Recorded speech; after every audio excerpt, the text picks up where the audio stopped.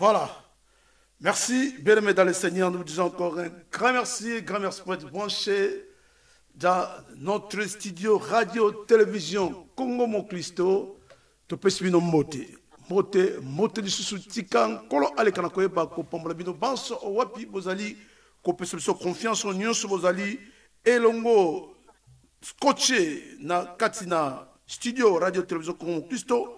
O ezali bongo engunduka ya bana na nkolo engunduka na bana na nkolo wapi oyo tozali wana juste pona koyeba ko pesa na bino o ezali maloba na nkolo o wapi ezali ko pomba biso maloba na nkolo o wapi ezali bongo ko pesa na biso manso to na ngoposa tika nkolo aleka na koyeba ko pambola bino banso o bozali ko kota katikati na radio télévision Congo Moklisto. Voilà, bien aimé dans le Seigneur, lelo, tozali bongo na invité Mounene, au wapi, to yambeli bino na mkola lelo, un grand homme de Dieu, oyo alobaka malamu, au wapi, azali un grand outil aussi na makamona nkolo, bongo lobi, to lekaki kosala na yeba test kasi lelo, Saint-Esprit asungi biso, pona nini, to lekali susu na koyeba ko yamba, mombu na kolo oyo. Nango to yeko rappele bino ke, tozali bongo en direct de Radio Télévision Congo Moklisto, nous allons bon en direct na Happy Box TV na canal 17 11 17. Voilà, bandeko balinga mikati na kolo. Nous allons bon inviter mon nene au wapi toliko présenter bino. Yetam te représenter yenda weba kusela biso li bondeli na émission na biso to bengi to solo la yango na bonzambe to solo na bonzambe ezali émission oyo to ko ambela bino basal na kolo. Ya lolenge inso bongo bango bakoleka na koyeba ko pesa na biso makanisi na bango to bakoleka ko pesa na biso ba topic to ba sujet o nini to koyeba ko solo na yango kasi yambo to présenter to laksa bino mombu na kolo oyo to koleka koyeba ko pesa bino mombu na kolo suka ko se présenter sika wapi azali pe a présenter kombo malobombo ka yondeko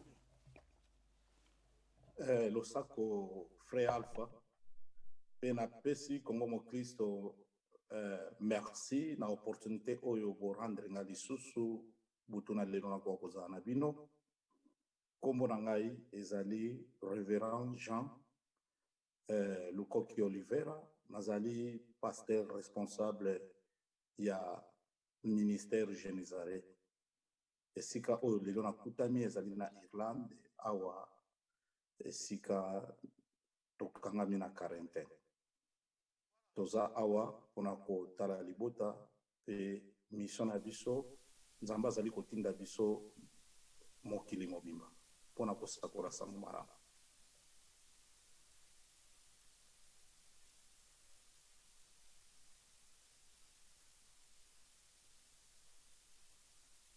son ekiminga frère son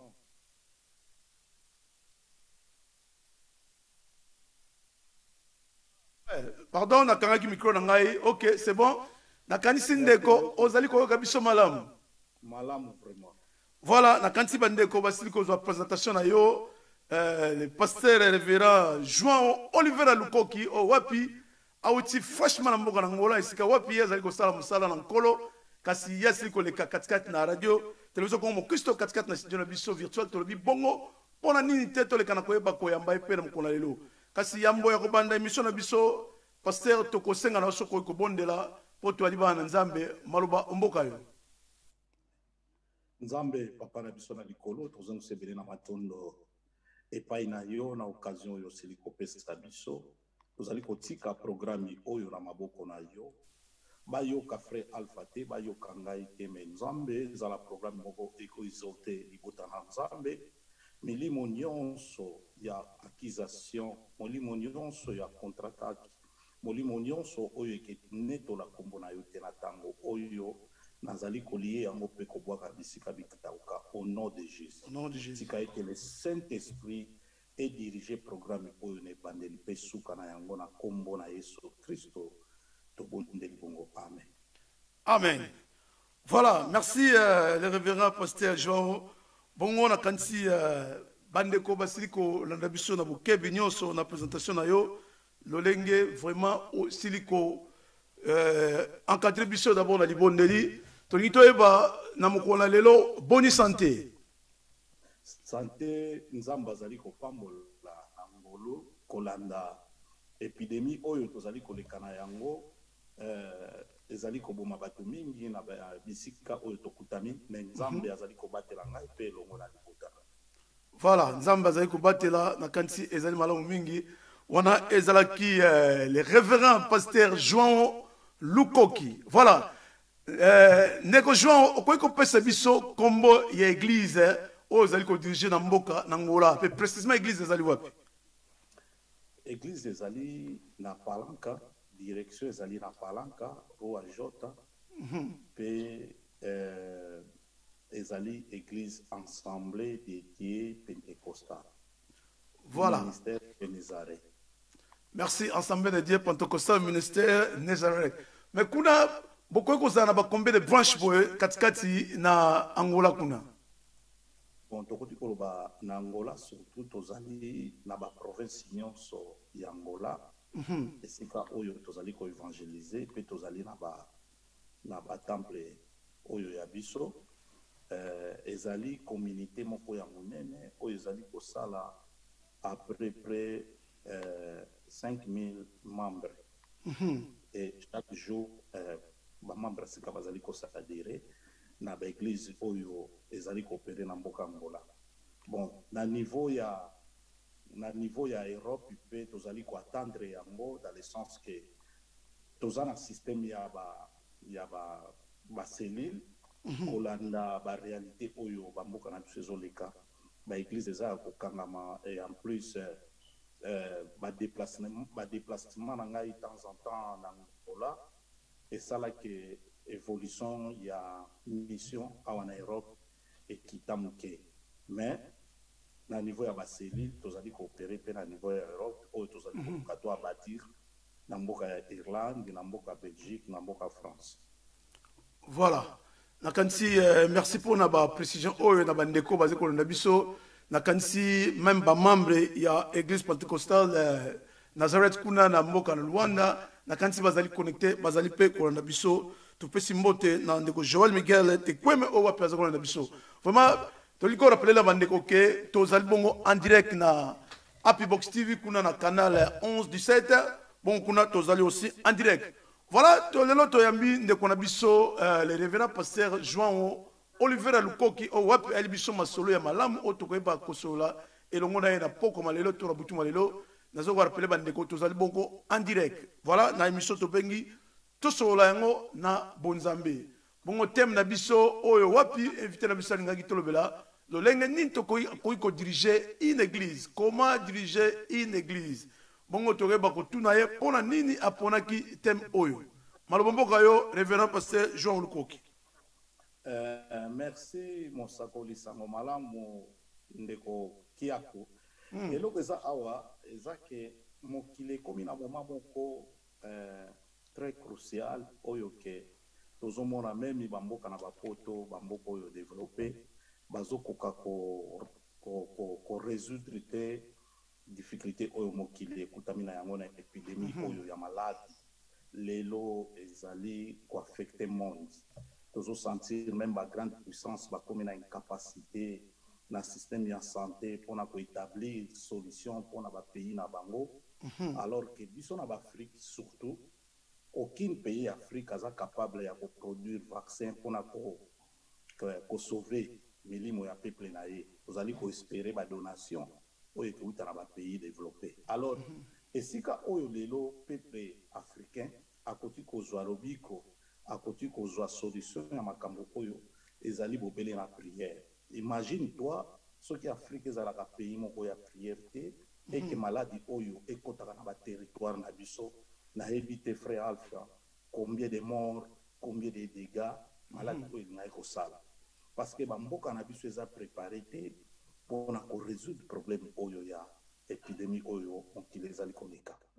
Alors église ezali esika oyo bato bazali kozwa consolation bato bazali kozwa protection yango na ezali très important église ekoka kofonctionner malamu église etika ba conflit église ezala esika na kimia mpona rema na nzambe ekoka kokita mpe ekoka korevele biso makambo mosusu lolenge nini oyo tokoki kozwa solution contre réalité oyo tozovivre lelo. Alors église soki eza na conflit, église soki eza na baproblème, eza difficile mpona biso basali na nzambe tobondela epai na nzambe e nzambe arépondre biso ezosenga unité yango wana naponi teme oyo. Voilà, nakanisi ezali vraiment thème moko malamu mingi na lolenge aussi liko pona yango. Je pense que thème oyo ko permettre biso toyeba ko inviter basali na nkolo mingi baleka na koyeba ko répondre na thème oyo parce que ezali vraiment mama na likambo lolenge nini oyo basali na nzambe to bakoyi ko diriger église par rapport à expérience oyo aussi o zali na yango. Kasi na nkolo baboye olobi na biso malamu vraiment lolenge nini eloko nini poussé oyeba ko pona thème oyo.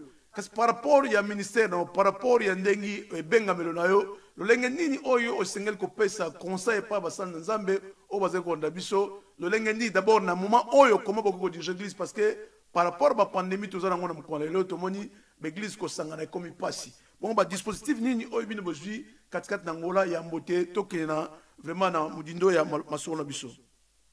Bon, tokoti kolobela kaka spécifiquement kaka ngola te frère Alpha parce que situation oyo y a crise spirituelle ezali ko se passer partout dans le monde surtout esika milimo ya bato ezali spécifiquement biso africain parce que kolanda awa na Bible ozali ko sentir que mboka ezali na crise spirituelle leader spirituel azali te église moko stable oyo koti ko prier koti ko sala ba service pour na libota oyo fandi awa na Bible ezali te. Alors tozo remarquer ba pasteur bazo talibanda bazo ko sala misala na Bible afandi mo ba quelques jours akei mais ezo senga il faut tous un prophète il faut tous un serviteur père spirituel na kati mboka na biso oyo à tout moment à toute circonstance toza na facilité à retrouver. Et en plus, il faut tous un serviteur qui, à tout moment, azali ko péder, azali ko invoquer ma prière, azali ko invoquer l'enseignement pour na libota na Nzambe na kati na Bible. Kolanda ba réalité à ba mort, tozo mona na mboka na biso, ezo senga ba des serviteurs ba ko bondela on a qui to ko chasser esprit parce que esprit de mort c'est un esprit, il faut ko chasser yango.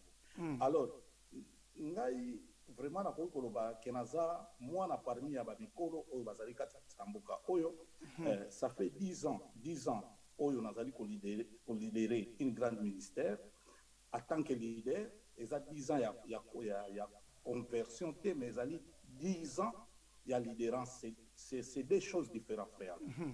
Alors na capacité oyo Nzambe apesi ngai ya ko expliquer likambo oyo ya mboto banda penza kokota na se ya temi na biso na kosenga frère Alpha totanga makomi na Nzambe na mukanda na Exode. OK. Exode combien boye? Exode 17. Exode 17. Voilà. Exode 17 verset 10 à 12. 17, 10 à 12. Voilà, je suis fils ce que lui avait dit Moïse. Pour combattre Amalek et Moïse, Aaron eurent monté au sommet de la colline. Lorsque Moïse éleva sa main, Israël était le plus fort. Et lorsqu'il baissa sa main, Amalek était le plus fort. 12. Les mains de Moïse étant fatiguées, ils prirent une pierre qu'ils placèrent sous lui et il saisit dessus. Aaron et Hur soutenaient ses mains, l'un de côté, l'autre de l'autre, et ses mains restèrent fermées jusqu'au coucher du soleil. Amen. Amen. Voilà. Alors, dans le verset Oyo, au Utikotanga, frère Alpha, vous allez mona concordance et zali ko salema entre Moïse, Aaron, Hur, na Josué. Donc, concordance wana ezali kosala ke combat oyo Moïse azalaki kobunda ekwa kozala na réussite babengi yango bomoko na monoko na biso alingaka bomoko. Donc esika nyonso oyo bomoko ezali te ezali difficile pour tokoka convaincre adversaire oyo tozobunda na ye. Alors leader de l'église azali mutu oyo abengami epai na nzambe dépendamment ya vie passé na ye l'erreur na ye soki nzambe abengi un leader eloko ya liboso nzambe apesaka epai ya mutu oyo vision wana ezali kolakisa comment atteindre objectif oyo nzambe abengi yo na kati na ministère et vision wana peut marcher frère Alpha ezosenga bacollaborateur il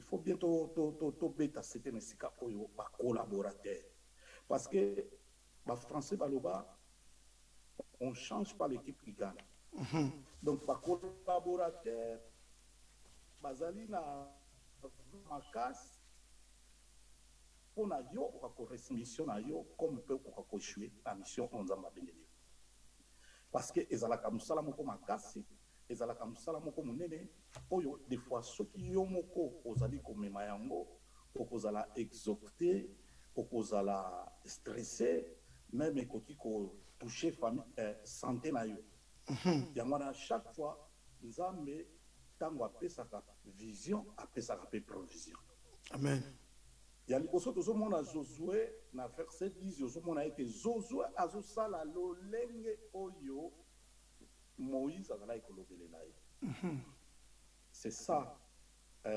eloko oyo eza important na leaderance babengi yango communication donc manque ya communication dans un ministère omuna kolo bolimbisi na kati sokolongola loboko ezokanga caméra ok voilà c'est bon limbisa manque ya dialogue na kati ya lisanga ekoki kozala parmi ya eloko oyo ekoki kokotisa échec na ministère Josué azali jeune Josué azali na énergie Josué azali na force mpona kosimba bebundeli abundisa baamelek yango te et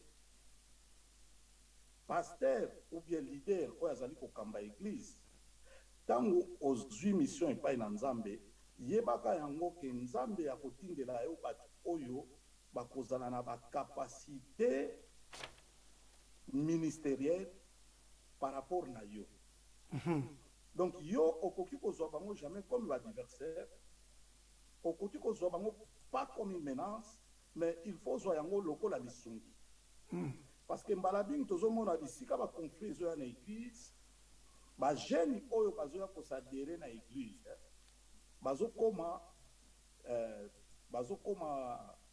obstacle pour la leader de l'église et c'est par là tozokutana na eloko oyo tobengi lite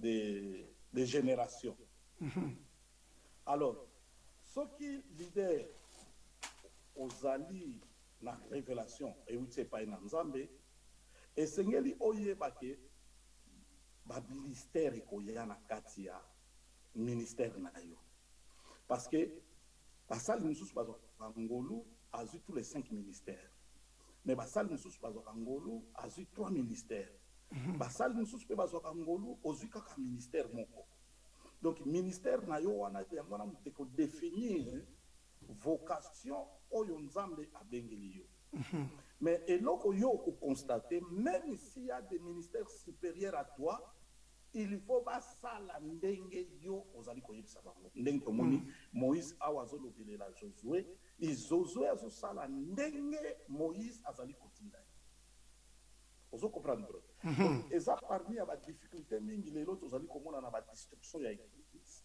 mutu mpe aye na likabo kati na église okomona ete mutu wana akomi kosystime leader de l'église parce que ye soko azoteya soko azosala baservice azosala baspectacle okoremarke ke elenge ou bien collaborateur wana alingi lisusu kotosa mokambi te alingi lisusu kotosa baprincipe ya lingomba te esika wana tozosentir l'église eza kopanzana l'église ezali kodivize parce que ntango mutu akei mutu wana sesir akomema bato mutu wana azalaki na eloko oyo alingaki kobakisa kati na église absence na ye ekoki kohandikape l'église Alors, eloko mosusu tomoni na verset 11, Bible etangisi biso ete ntango Moïse azalaki kotombola maboko, Israël azalaki koganye. Mais ntango Moïse azokitisa maboko, Israël azali koperdre. To remarquer que Moïse, mpona maboko na ye maintenir likolo, Moïse azwaki bato mibale oyo amataki na bango likolo ya ngomba. Ngomba ezali kolakisa eloko oyo babengi comité ministériel. Communauté ministérielle, ok. Comité ministériel. Mais eloko mingi tozali ko remarquer pasteur aza na grande église atambisa église ye moko. Ou soit azui mwasi na ye akoma adjoint, soki aza te azui mwasi atie na place. Mais ce n'est pas ça, mon frère Alpha. Parce que nous avons des circonstances mosusu oyo mwasi na yo akoti kolobelela yo te, même ata soki apekisi yo okoyoka te. Mais tozali na bato oyo nzambe atindaka te, oyo nawutaki koloba des collaborateurs. Il faut bazala envoyer et révéler par Dieu. Tout le monde na ka Aaron azalaki sacerdote. Donc, en tant que sacerdote, azotumba mbeka pona libota na Israël, akoki kosala likambo te soki Moïse alobili ye. Après, na liboko mosusu toza na Ir, c'est qui? Ir aza sacerdote te, mais Ir c'est un chef coutumier. Oyo aza na mbongo, oyo aza na bato, oyo bazalaki koinfluencer tango Israël ezobunda bana ye bazalaki na terrain, par exemple Caleb. Aza mwana ya Ir. Ozo comprendre? Alors, bato oyo nyonso na pene ya Moïse bazalaki capable ya résoudre ba problème nyonso oyo ezalaki limité pa na Moïse. Moïse soki azali na problème financier alobi na Ir aye ko résoudre. Soki azali na problème spirituel, Aaron azali wana.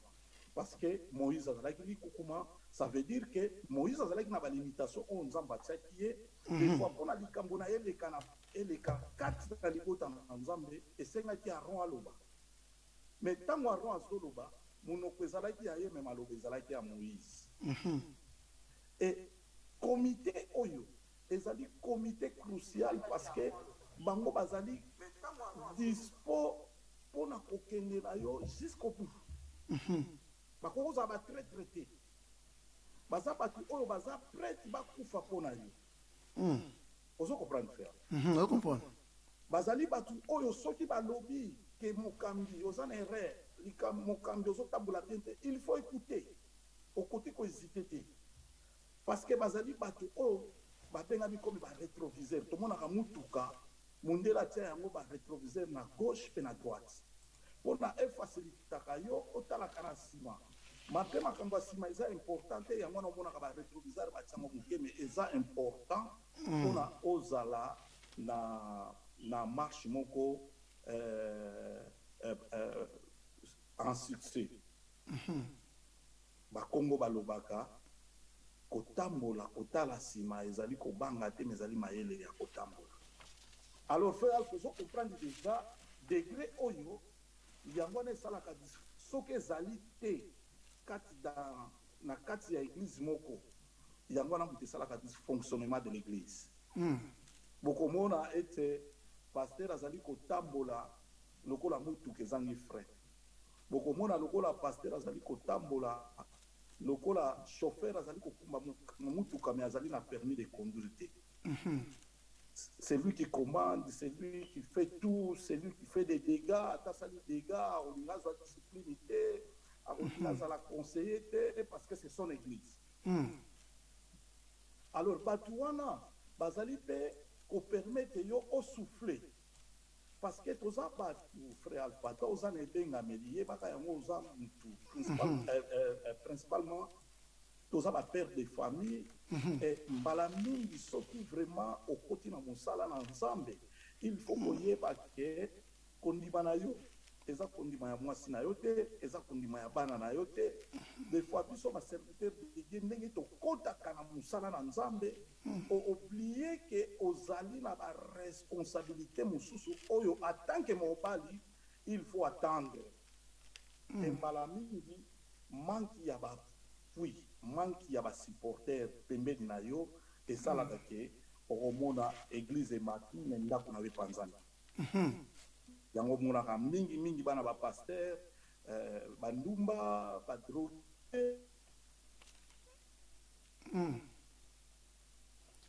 Voilà, nakanisi voilà. C'est les côtés.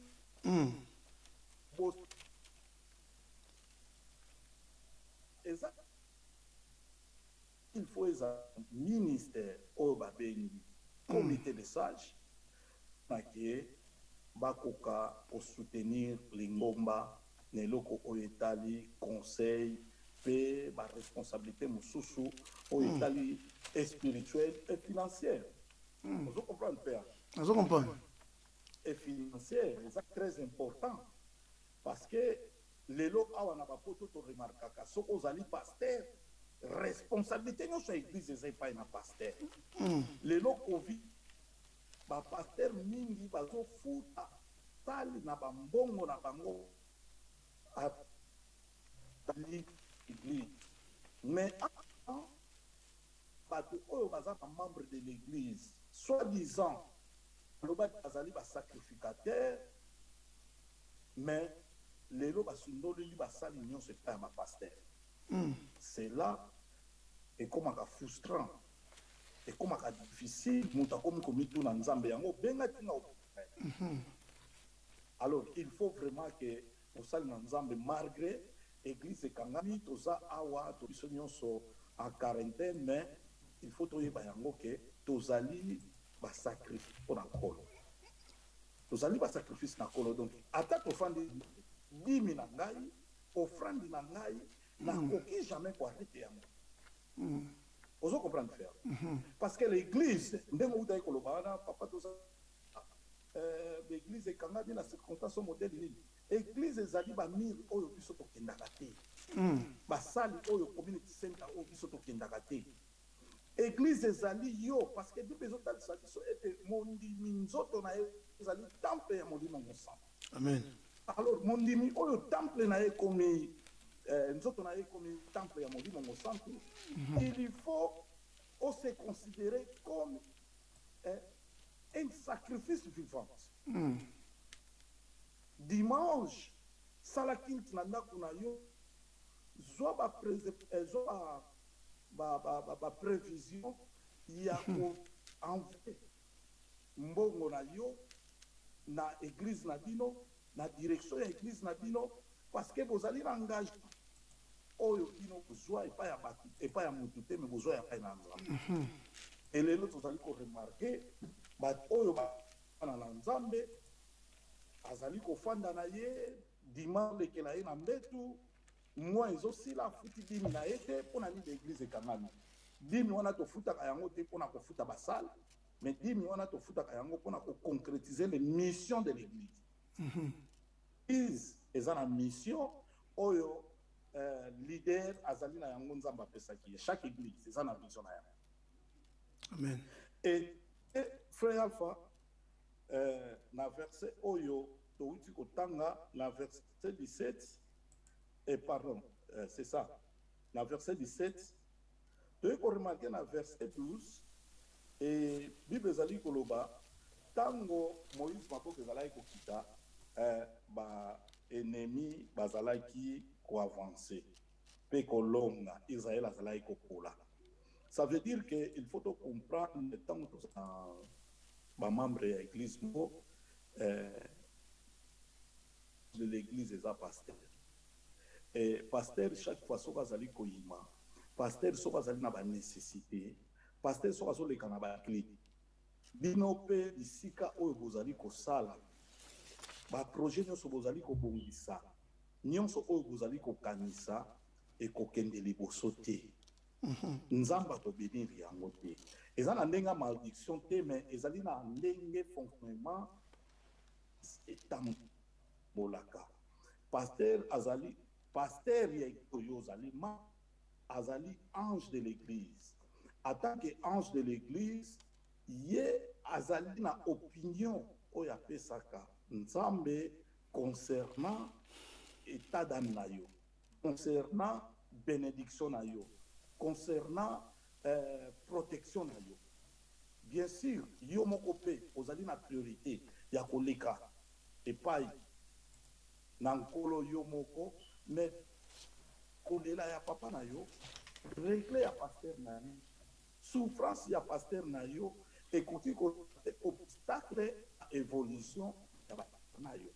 Yango nozomona tina frère Alpha mingi na épidémie oyo misala ekufi ma vie n'a pas été affectée parce que au bosani que yo ozali sacrifice vivant attends vivante au coquille jamais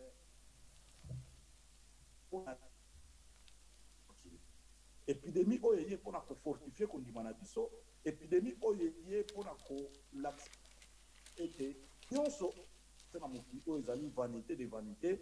Alors en tant que sacrifice vivant et Seigneur to continuer pour soutenir basali na biso pour être tout monde en kengo na nzambe loboko na nzambe na mabota na biso na éviter ce frère afana pour continuer. Voilà, je pense que Omeiko Limbola par rapport à thème oyo souligné tukuti comme le moment bien sûr par rapport à thème oyo souligné awa révérend João Olukoki Oliveira, mais na modèle nini oyo esengeli église ezala dirigée par rapport ya mission oyo nzambe a pesaki na yo.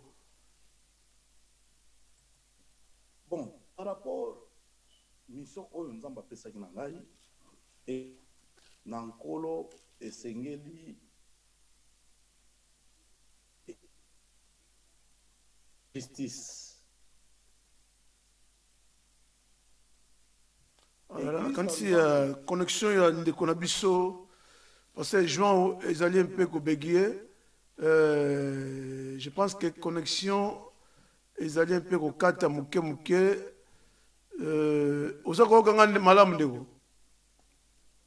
Très bien, très bien, frère. Ok, c'est bon. Quand il y a au Malamu, le aussi là souligner le thème Oyo, comment diriger une église. Alors, au peut ce modèle ni Oyo Nkolo a pesipa inayo ya koeba ko diriger li ngomba. Bon, na wuta ikoloba lingomba na point de vue nangai, il faut tambola na 3 bases, 3 points. Il y a liboso et zali sainteté. Sainteté, oui. Sainteté. L'église est prise à l'endroit oyo que mutu soki aye et sengeli azwa enseignement suffisant pour comprendre makambo na nzambe et akoma saint. C'est ça les choses plus importantes. Sikoyo tozali na ba programme oyo ezali appliqué na église oyo babengi affermissement de la foi et brisement. Mais mutu kamba moko te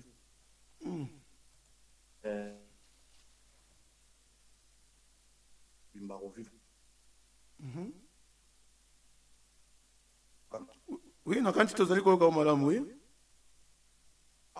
Alors brisement wana malgré beaucoup de koyoide ndeko na enseignement mais molimo mosantu pe za na part na yango esala kana kati ya ame ya bondimi à travers ya dédication na ye kati na église ou bien na makambo na nzambe.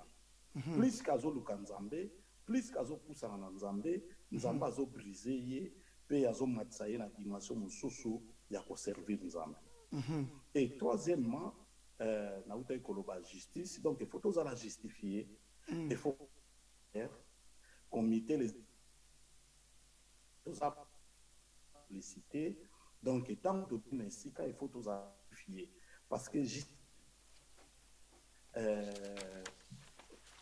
freedom et autres sa mission liberté, justice c'est ali kolongola biso na accusation so bato azali quoi. Ça veut dire qu'il faut tous la justifier. Et troisièmement, il faut que c'est par la grâce. La grâce n'a sauté, la puissance n'a sauté, la sagesse n'a sauté, la maïle n'a sauté, la mort n'a sauté, mais c'est la grâce. Ce qui nous a au salé là. On a zalité à côté qu'on effacer, à qu'on maillot na dimension parce que nous avons c'est pour cela que l'église, les lots, la responsabilité à ma casse 4 sociétés pour aider même le gouvernement. Les autres délinquance, tous ont famille désordonnée, tous ont les lots, comment je peux dire, tous ont les lots dans la société na biso, famille désordonnée, tous ont dans la société na biso. Jeunes bazan espoir te bazoko ba chemingi pona ko atteindre objectif na bango et l'église il faut à endroit oyo et ko ko pesa et ko pesa batwana stable pona ba ko vivre et ezali société na monde vraiment na biso des formations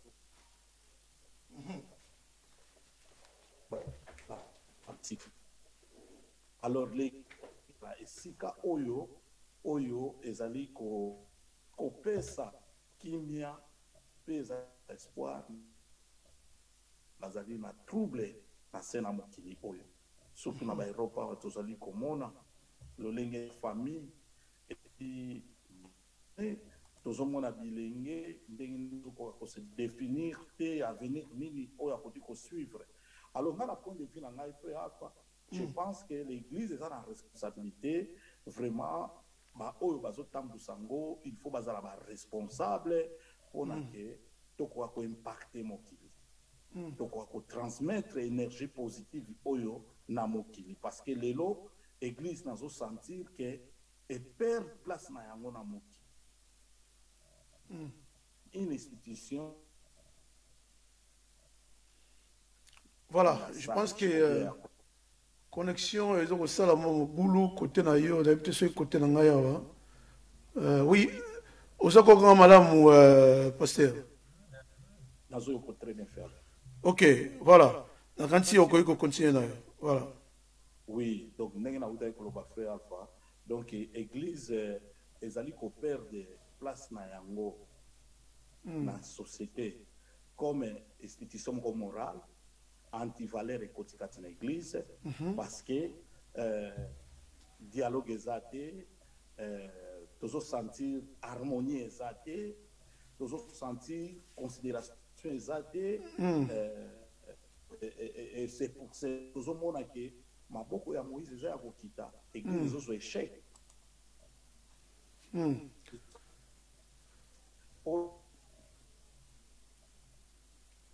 tozali kozwa échec. Bato ba perdre de confiance dans l'église parce que anti-valeur est côté na kati na l'église. C'est pour cela nzambe na réflexion pe na vision oya pesinga yi église il faut tambola surtout ba leader il faut ba telema azwa sika ya bakambi pe basala oyo nzambe ayebisaki bango amonisaki bango pour na bamema peuple ya nzambe na destination na ye. Amen. Yango wana penza préoccupation na ngai frère affaire loko nga nazo constater ba leader mingi ba telemaki en tant que ba leader mais bazali na proposition te ya komema peuple na destination o nzambe alingi peuple na yaki. Mais par rapport ya nayebi ke musala mingi ozali ko sala yango na mboka na Angola. Mais par rapport à l'expérience oyo ozali ko sala musala kuna mboka na Angola na ndenge oyo ozali résident katikati na mboka oyo ya Irlande expérience nini oyo to différence nini oyo moni makasi par rapport ko diriger l'église na Angola to awa na poto to tuna mutuna oyo omeka ko limbola muke par rapport à l'organisation na niveau à l'état par rapport à l'organisation au sein de l'église et par rapport à l'organisation il y a église nyonso différence parce que yozali résident katikati na awa na Irlande et puis ozali aussi moko ba leader ozotam sa église monene pentecostal kuna na mboka na Angola différence ni ko pesa to ba difficulté ni ko pesa par rapport ya l'église awa na kuna. Merci frère Alpha pour la question et là on a en tant que serviteur de Dieu ko diriger église oyo et bengami déjà na niveau ecclésiastique to bengi yango église traditionnelle ou bien église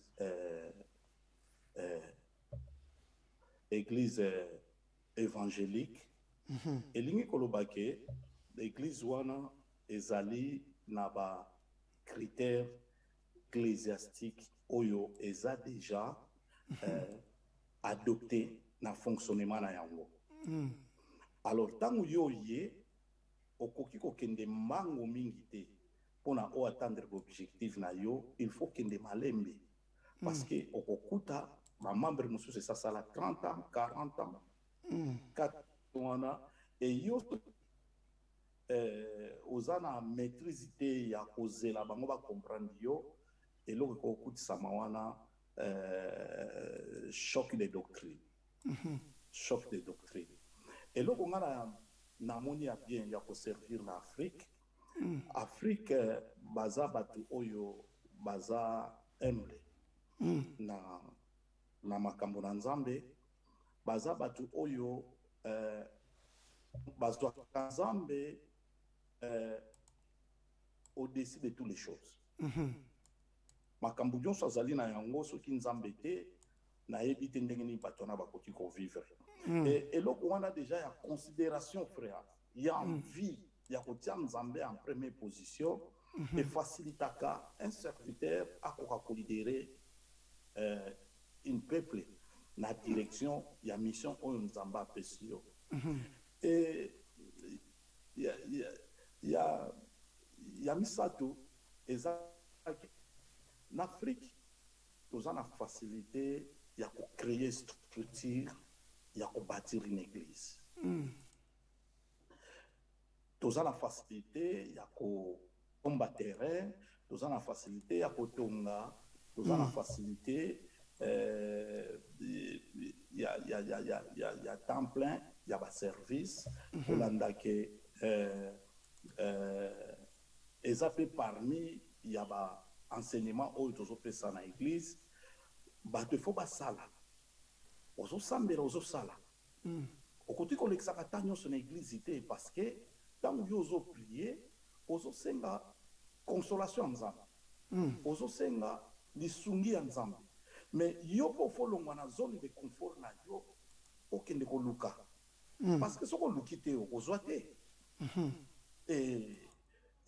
biso surtout ngai réflexion oyo naza nango mingi kuna eza ke bato il faut balinga Nzambe mais bato mpe il faut base situer comment balingi vie na bango ezala parce que décision ya kochanger vie na yo ke wite pa na yo ke wite pa ya mutu mosusu te okozela te Nzambe azwa mana akwesela yo donc il faut lutter tozomona awa Israël azali kolite mpona atteindre ba territoire embala mingi biso tolingi kosala et des fois mpe bato balingi kosala baopportunité wana ezali te alors c'est pour cela que église eza na œuvre sociale et vision sociale oyo il faut complémenter mpe des fois mpona koluka kolongolaka bato wana na pauvreté kopesaka bango baemploi kosungaka oyo baza na facilité te ya kofuta baminerval oyo baza na facilité na difficulté ya traitement donc oyo baza na difficulté ya bilamba ya c'est pour cela sika église ajouaka œuvre sociale mpona kokoka kosoutenir peuple oyo azali kolidere awa na poto konga na constate frère so bato baza sérieux te na koservir Nzambe bato baza sérieux te mpona koservir nayebi bazalaki na Nzambe bazalaki bana na Nzambe na Afrique mais depuis akoma na Europe awa église kutakendaka lisusu te azalaki kokende kolala na mangengenge mpona azwa visa obi aleka na report njili depuis akoma awa ondira koma lola et eloko wana frère Alpha ezali parmi ya ba difficulté biso basali tozokutana na niveau ya Europe awa parce que mutu azozu comme esika moko ya blague donc baoyo église baza bapauvre baoyo bakendaka église eza mpona kosoutenir ou bien mpona koaider pasteur mais eloko oyo bango babosanaka te okoki kozala na Afrique liwa existe kufa ezali et question ezali esika nini ami na yo ekokende kopema prévoir eloko oyo biso tobosanaka en Europe et dede tozo remarqué en Europe toza na difficulté ya basale basale vraiment na Europe eza problème mpona moto akoka kokoka esika ya koservir Nzambe parce que l'église na biso awa mpona kosomba esika il faut kozala enregistré dans l'état, il faut fongola compte bancaire, il faut beaucoup de mbongo régulièrement et les gens à l'Europe ba kabela Nzambe te. Ça c'est vrai. On a constant on a constant yo salé. Voilà. Ba tuna Europe ba kabela Nzambe te et eloko wana kriaka difficulté pour la basale na Nzambe ba ko somba basale. Parce que na Afrique bato ndenge bakabelaka Nzambe efasilitaka église évolue. Mais révérend tokoiko tuna mutuno te ndenge obi bato na Europe bakabelaka Nzambe te peut-être ko loba te bato Europe baza plus éveillé par rapport ya ba comportement basal na Nzambe peut-être temps ba pesa mbongo wana po ba ezongela bango comme pasi pona même rapport po ezongela bango yango bato peut-être baza éveillé te na Europe.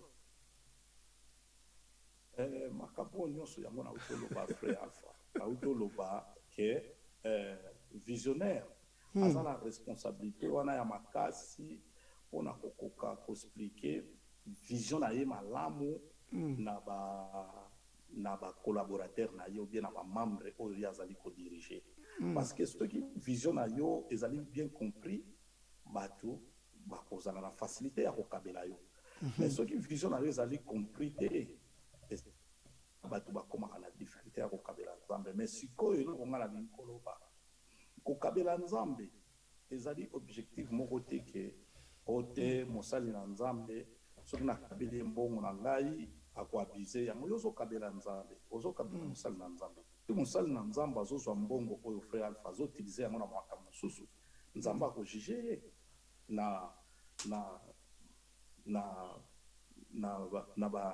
na ba négligence oyo azolakisa na mbongo na Nzambe. C'est pour cela esika nazoloba ministère est très important na kati église.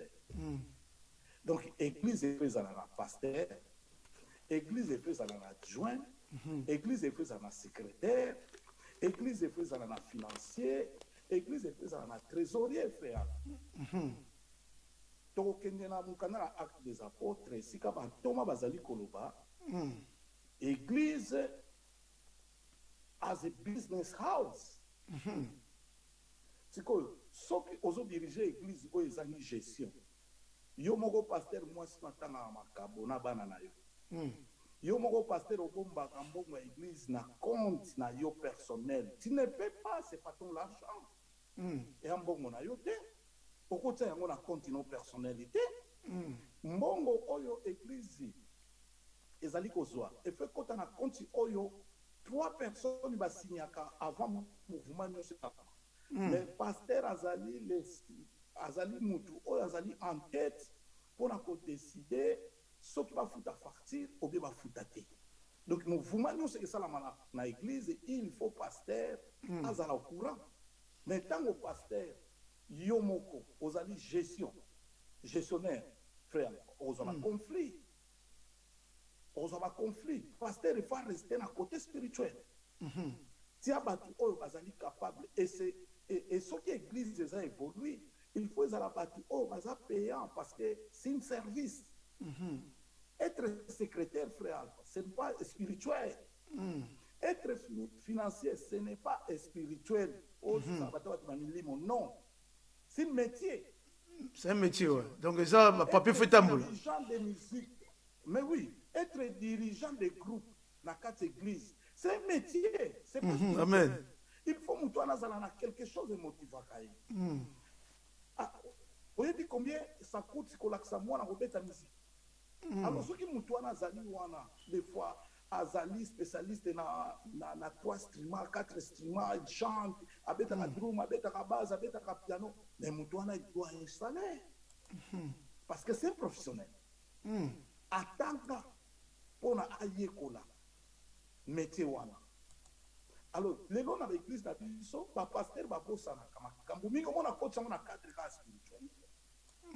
Il y a on a fait sika des fois négligence, conflit ezobima na kati ya l'église. Concordance ezate et c'est pour cela que on a ba église zo panzana, ba église zo konda orekende liboso au monde profit. Mais moi je pense que la question soulignée, on a une question plus profonde. Parce que tu n'es pas passer Doudou à Zolanda Bisso, dans le numérique, ainsi à Rosala, éviter la Bisso, dans CG. Voilà, le point au souligné est très très important. Aujourd'hui, un administrateur ou bien secrétaire d'une église, basali batoza non spiritualité. Mais si on suit dans Zongelio, il y a peut-être en Afrique, batuba libéra facile. Peut-être par rapport à moi, je explique mais en Europe, on utilise le terme timba trop, ça veille trop. Peut-être que na chaki mbongo kewapi, est-ce que ça ni rapport ni peut-être que biloko wana l'église eza vraiment te na Europe awa yango nde sala ba rankine kota na kati église to par rapport ne mangambo ezo na nengo putu pesa explication wana na si eloko wana peut-être eza sujet moko monene o eza tokoyeba ko fongola pena awa para bandeko bayeba exactement comment diriger une église nengo meke pour topic o eza topic moko très malade. Je pense que to succès yango le lote to inviter encore deuxième invité ou troisième invité na magie ya technologie pour na koyeba ko débattre sujet o. Je pense que ça sujet moko vraiment monene mingi bon on a article malobo continuer par rapport ba sous question ko ya frère felo ko ngana ko lo bana yo ezake église eza métier te kolidere église eza métier te eza appel vocationnel yo oyokati mongongo na nzambe et au décider voilà na kosala yango bandeko bayebisi biso son ezali te nayebi te soki son eza te na niveau nini un instant moi je pense que pana biso son eza malamu. Ça va nga nazoyoko très bien.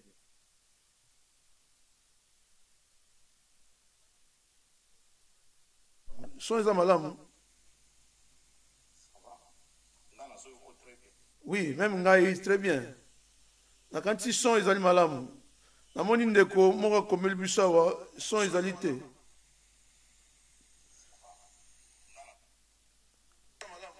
Ouais, son ezali malamu. Son ezali. OK, merci pasteur Doudou. Voilà, on peut continuer maloba. Mon révérend. Alors, frère Alpha, eloko na ngai ko bakisa ezake métier ya pasteur ezalaka professionnalité ezali métier moko vocationnel yango na tango ngai maintes fois collaborateur moko be mwana moko na église ya alobi papa nga nayoki nzambe alobi na ngai nakende kobatir nakoki kointervenir te parce que ya yoki nzambe donc pas intervenir ka yango te on alingi kokende nayoki nzambe alobi na ngai komi mwana nga nakende na ko prier pour na ye na pamboli ratiki ya kende parce que eza vocationnel. Alors tango oye na église okoki koya na ba problème ya famille na yo te ba problème ya vie na yo na mbongo ya mabonza. Mbongo ya mabonza ezali pona mission de l'église. Mbongo ya mabonza ezali mbongo te pasteur s'enrichir non. Ezali mbongo oyo il faut sala musala oyo nzambe abengaki yo na sela moti. Église où ils ont la transparence financière, administrative, ils ont église moins de conflits. Après, ils ont église où ils progressent. Makasi, ils ont église où ils sont stables. C'est ça. Donc, il faut chaque fois dans l'église, chaque 3 mois, chaque 2 mois, ça dépend de ce programme. Il faut bilan de l'église et Pessamaka. Na ba collaborateur chaque 6 mois ou bien chaque 4 mois, ça dépend d'une église ils ont évolué, ça dépend de la réalité na bino. Il faut que salaka mayanga nya lingomba. Mayanga nya lingomba, ça veut dire culte administratif oyo bakotanga ba difficulté évolution ba perte ya ba membre la réalité où l'église est l'équipe. Après, batangi finance de l'église. Mutu nyonso ayeba ndenge nini mbongo edepansamaki, ndenge nini mbongo esalamaki, et combien etikali na caisse. Soki transparence wana ezali frère Alpha, église wana nazoyebisa yo, ezala église moko bénie et progressive. Voilà. Donc manque ya biloko wana nyonso yango wana ozomona que l'église na biso ezobima ba conflit, c'est moi le pasteur. Mais les collaborateurs n'ont pas 6 mois, 4 mois, mais non, aux un secrétaire, ça la scale. Ye wana pona ba aider yo, ye wana pona ba sunga yo. Ça la scale na secrétariat, comme ça mutu na mudaye ba jour à modérer, jour à côté ya selon capacité spirituelle à mon konamo. Peu témoignage na ye pour beaucoup que ça fait n'importe qui na liboso. Ça veut dire que mutu nyonso fois se sentir à l'aise, à se retrouver dans l'église. Et tu remarqueras que c'est à l'église, moko béni. Alors, tu as appelé à Babissou frère Alpha. Oyoke, bato sakate, balingi ko se soumettre, il faut qu'on loue une équipe de sages. Hein? Ça veut dire que ceux qui ont créé un mécanisme dans l'église, même une équipe de sages, il y a pour résoudre un conflit. Aurait que yo pasteur vous allez toujours ceux qui conflient yo sauter les boss et ceux qui ont coquille en côté bateau baza simana au moins ba sunga yo les. Donc toujours il faut créer une équipe de sages oyo ke ba coquille toujours au résoudre le problème ceux qui vont ba coquille là pasteur obini on a comme dans l'église moins de conflits et à l'église mon en paix. Donc bakambo yo je biso yango sala mara l'église aux du Angola. Bien sûr, mon frère. Ok. Bien donc, tu vois, na temps où yoza awa, l'église d'Angola, ils ont fonctionné de la manière où ils ont fait. Mais l'église d'Angola, ce qu'on a déplacé, n'a même pas comité, n'a même pas direction de l'église. Donc, et pas na biso, 10 000 quotas, ils ont enregistré. Tu vois? Et ça, c'est bon, mon cambi, bah, tout chaque 10 000, non. Et bon, salaire, non. Pour limiter. Il faut mbongo nyonso ezala enregistré pour na 6 mois tant que ça la réunion administrative pour qu'on appelle ça rapport combien église est ici. Ça veut dire que mbongo ya dim il faut tangama, mbongo ya ba offrande il faut tangama, mbongo ya action de grâce. Il y a action de grâce il faut tangama. Et là, peut-être Galate, ezali mbongo oyo, tango moteya ekoteya, ou bien moteya teyi, bote kitunga liboso, Bible lobi, mosala esengeli alia na mosala na ye, mbongo wana nde kotanga mate. Azwa combien bozui, boteliye, ake na yango.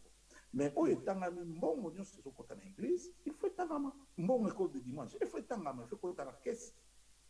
Mbongo ya chorale il faut kota na caisse, mbongo ya ba papa il faut kota na caisse, mbongo ya ba maman il faut kota na caisse. Mais ceux qui bazana besoin ya ko retirer mbongo na bango ba sali demande na secrétaire et secrétaire Alexis na trésorier et pasteur président il faut signer.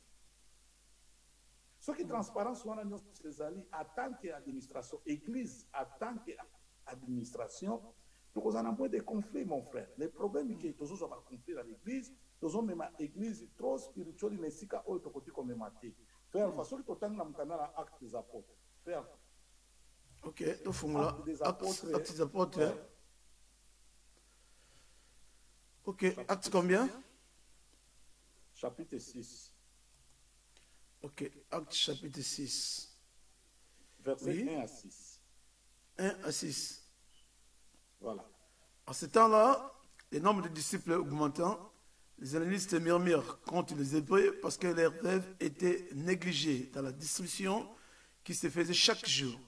Les 12 convoquèrent la multitude de disciples et dirent: il n'est pas convenable que nous laissions la parole de Dieu pour servir aux tables. 3. C'est pourquoi, frères, choisissez parmi vous 7 hommes et qu'ils en rendent un bon témoignage, qui soit plein d'esprit saint et de sagesse, et que nous chargerons de cet emploi. Et nous continuerons à nous appliquer à la prière et au ministère de la parole. Cette proposition plie à toute l'Assemblée et les dires tiennent en plein de foi d'Esprit Saint, Philippe, Procheur, Nicanor, Timon, Péranance et Nicolas, Philisté et Ationche. Ils se présenteront aux apôtres qui, après avoir pris, leur imposèrent les mains. Amen. Voilà, c'est ça. Alors, frère Alpha, au verso où tu la biso, pour comprendre que likambo oyo ya gestion de l'église et comment qui un problème dans quatre églises primitives. Alors, Batoma, comment qui a un problème parce que justice est banane au salama entre les Hébreux et les Grecs. Alors, il y a comment dit qu'on bête ça parce que et si quand conflit gestionnaire les alliés, frère Alpha, église et blessé à battre battre église. Il y a un likambo no lobiko timba.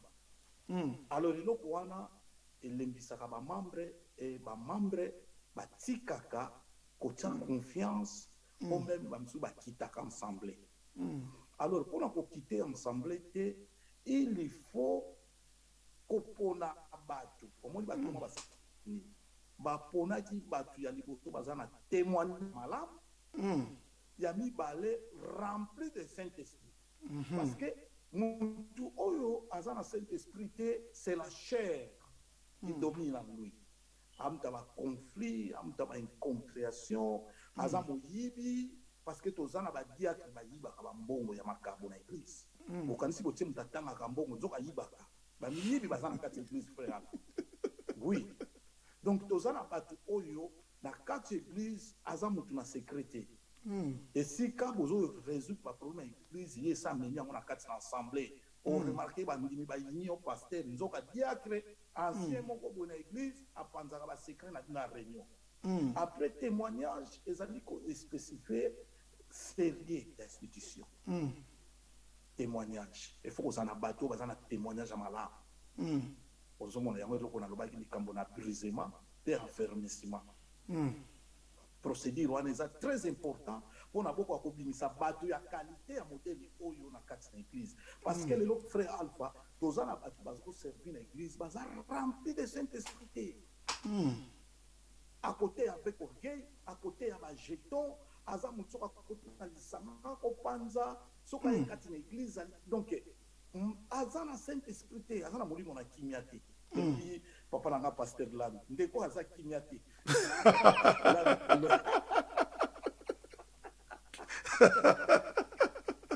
Alors papa nanga na sali en passant pasteur Malonda tu peux se mboter yo mo ko frère Alpha les leçons que ça pour grâce à ma papa wana. Alors frère Alpha est très important au tangi na verset 4 au koyoka ke balobi biso totikala na ministère à nini frère. Et nous continuerons à nous appliquer à la prière le ministère de la parole. Mais voilà parce que l'objectif de la quatre église est le ministère de la parole et la prière. Vous comprenez papa? Donc yo pasteur comme directeur de l'école église yo directeur de l'hôpital église yo donc pasteur comme na ba branche nyonso Doudou fâche tout, pasteur au commis partout. Secrétaire yo, trésorier yo, quand il y a mon église dans la compte non personnel, mais l'homme sont au kufio au kimi. Osons ça bon à l'église. Tout le monde a battu basi ba bon à l'église frère Alpha yebi. Il tombe dimi l'église pour akena bon nyos. Bon la l'église ça c'est na ba poto. Ba mo kenda. Alors, tout cela est la façon pour éviter problème dans quatre églises pour que tous les églises soient stables et églises en harmonie. Parce que c'est harmonie, c'est le frère Alpha et c'est le Saint-Esprit. Amen. C'est ça ma façon.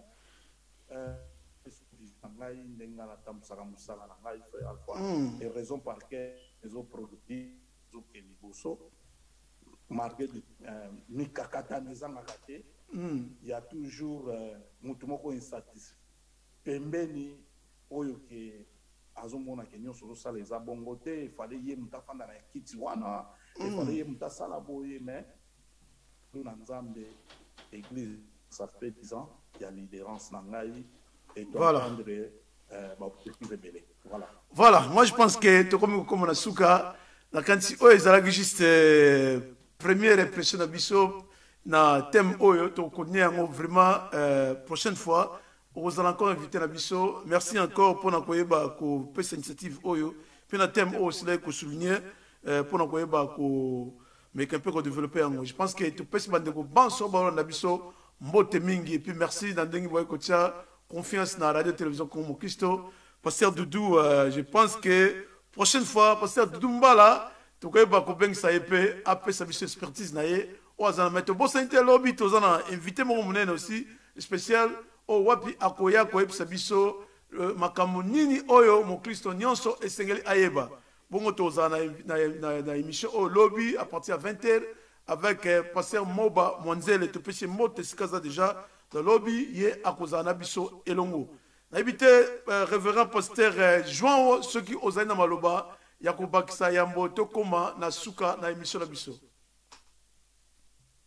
Pour son appréciation merci fa yo bien mon biso mon Christo tant on est tous allés ko soutenir radio oyo télévision oyo musala vous allez ko sala on a ba na nzambe bazala béni à chaque fois tous allez display to pesa musala na biso ko kendeli mba pambola ba spectateur nyonso soki na lobaki likambo moko e blessé ndeko moko bolingisa ngai nazali pe mwana na bino nazali ndeko na bino bo betanga ba sete na libaya te soki pe ozali na likambo susu olingi ko bakisela ngai oyo ke awa peut-être nga na lobi yango malamu te okoki kobenga nga off pe alpha yebi numéro na ngai ou bien yebi numéro na ngai Facebook na ngai okokomela ngai osunga ngai parce que oyekola ekipaka agité nzambe ya pambola yo frère alpha na mpe batterie na nga is dead already batterie esili nzamba pambola yo apambola mama Hortense apambola bana nyonso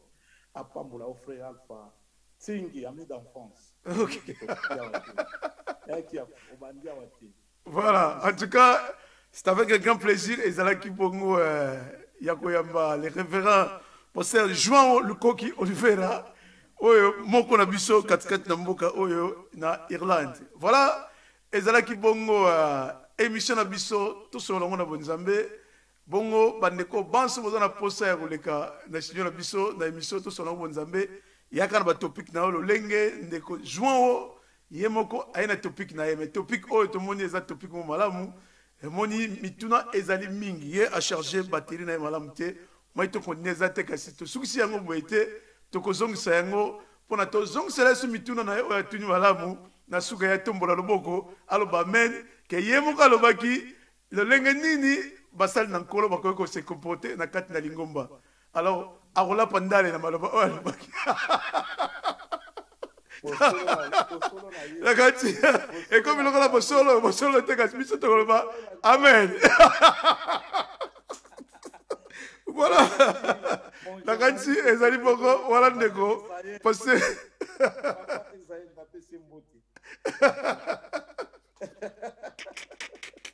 voilà.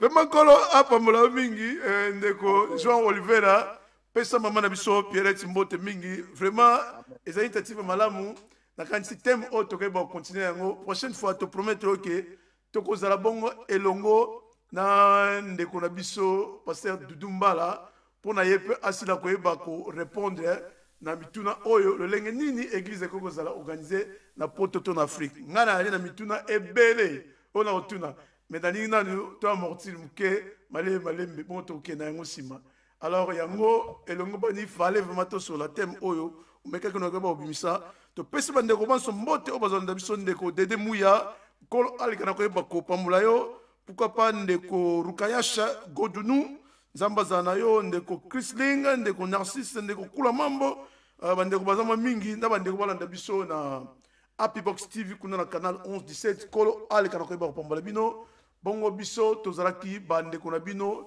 ya radio télévision Congo Christo soki nkola zongite bongo tomone na bino na mbala ya sima tika kolo ale kana koyeba kozala bino panso kasi bandeko mingi balobaki lobi tant to mekaki mo flash na monoko na anglais babaki no fo osala ngo na lingala yango lelo toyebisaki mungu na nkolo aleka na koyeba kosala émission na lingala nayebi te soki okoki kopesa mbote epai ya bandeko ya mboto tia générique na biso tosisa émission na biso.